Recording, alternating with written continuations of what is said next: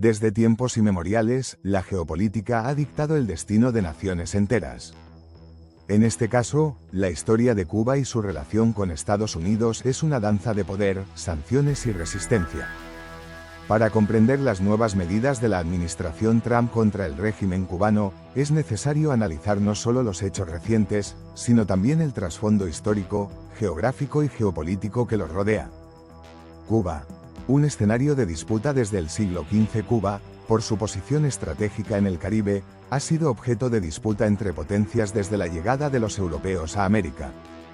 Primero, fue una posesión clave del Imperio Español, un puerto esencial en la ruta comercial entre el Nuevo Mundo y la metrópoli. Luego, tras las guerras de independencia en América Latina, España mantuvo un férreo control sobre la isla, resistiendo hasta el final del siglo XIX. Pero no fue la lucha cubana la que finalmente llevó a la independencia de la isla, sino el ascenso de otra gran potencia, Estados Unidos. Con la explosión del acorazado USS Maine en 1898, Washington encontró la excusa perfecta para intervenir en la guerra contra España y, finalmente, convertir a Cuba en un protectorado estadounidense bajo la enmienda Platt. A partir de ese momento, el destino de la isla quedaría atado al de su vecino del norte. Cuando Fidel Castro tomó el poder en 1959, la relación entre ambos países cambió drásticamente. La Revolución cubana marcó un punto de inflexión en la Guerra Fría, alineando a Cuba con la Unión Soviética y desafiando abiertamente la hegemonía de Estados Unidos en la región. La crisis de los misiles de 1962 fue el momento de máxima tensión, cuando el mundo estuvo al borde de una guerra nuclear debido a la instalación de misiles soviéticos en la isla. Desde entonces, las sanciones económicas han sido el principal instrumento de Washington para intentar debilitar al régimen cubano. El embargo comercial, impuesto en 1960 y reforzado en los años siguientes, ha sido un elemento central en la relación bilateral, aunque con altibajos según la administración estadounidense de turno. Las nuevas medidas de la administración Trump con su regreso a la Casa Blanca el 20 de enero de 2025, Donald Trump retomó su política de máxima presión sobre Cuba, revirtiendo las flexibilizaciones implementadas por administraciones anteriores y reinstaurando sanciones económicas y migratorias. Entre las medidas más relevantes están: 1. Reincorporación de Cuba en la lista de países patrocinadores del terrorismo desde la administración de Ronald Reagan. Esta lista ha sido una herramienta clave para aislar económicamente a ciertos regímenes. Al volver a incluir a Cuba, Washington busca dificultar su acceso al sistema financiero internacional.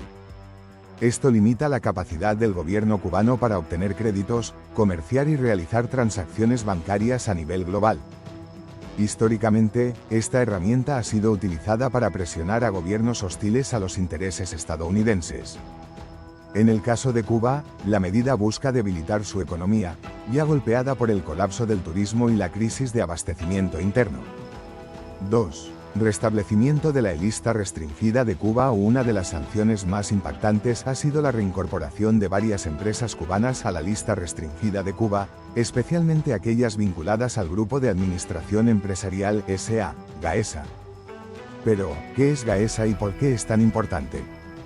¿Qué es GAESA? GAESA es un conglomerado empresarial controlado por las Fuerzas Armadas Revolucionarias de Cuba. Maneja sectores estratégicos como turismo, hoteles, agencias de viajes, telecomunicaciones, comercio y distribución de bienes esenciales, importaciones y exportaciones. Su dominio sobre la economía cubana es tan grande que muchas inversiones extranjeras deben pasar necesariamente por sus empresas. Al prohibir transacciones con GAESA, Washington intenta cortar una de las principales fuentes de ingresos del régimen. Históricamente, los embargos y sanciones han sido un arma de doble filo. Por un lado, asfixian financieramente a los regímenes a los que van dirigidos, pero por otro, generan efectos colaterales sobre la población, que ve reducidas sus oportunidades económicas y de acceso a bienes básicos. 3. Eliminación del programa de parol humanitario. Desde el siglo XIX, Cuba ha sido un país de emigración constante. Durante el dominio español, miles de cubanos se trasladaron a Estados Unidos y otros países buscando mejores oportunidades. Con la Revolución, los flujos migratorios se intensificaron, primero con la emigración de las élites y, posteriormente, con olas masivas de exiliados en los años 80 y 90.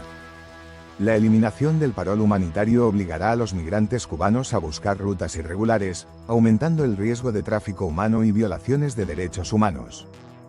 4. Suspensión de remesas a través de Orbit S.A. Otro golpe clave es la restricción sobre Orbit S.A., una empresa creada por el régimen para gestionar las remesas enviadas por la diáspora cubana.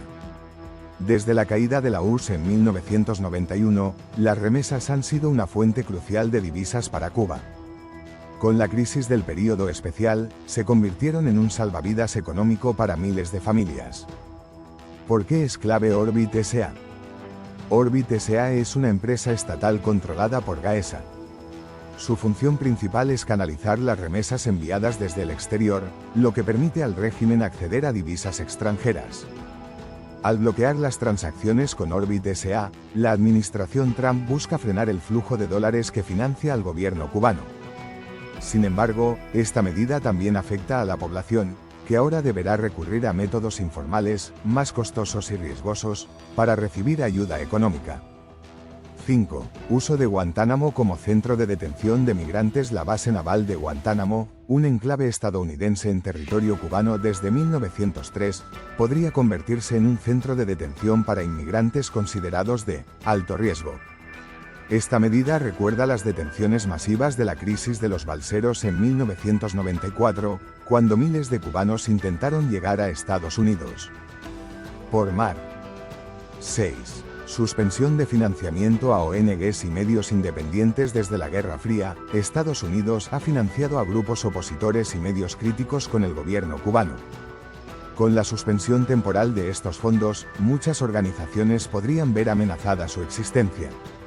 No obstante, históricamente, este tipo de financiamiento ha sido utilizado por el régimen cubano para justificar su narrativa de que toda disidencia es orquestada desde Washington.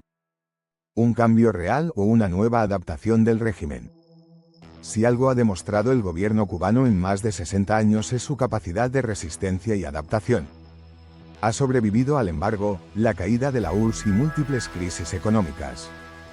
Las sanciones actuales pueden acelerar el deterioro de la economía cubana, pero ¿serán suficientes para forzar un cambio de régimen? Desde la crisis del período especial hasta la actual crisis migratoria, la historia ha demostrado que cuando el pueblo cubano se enfrenta a una crisis, el gobierno encuentra formas de mantenerse en el poder. Lo que queda por verse es si el régimen logrará, una vez más, adaptarse a la presión internacional, o si estamos presenciando los primeros signos de un cambio real en la isla.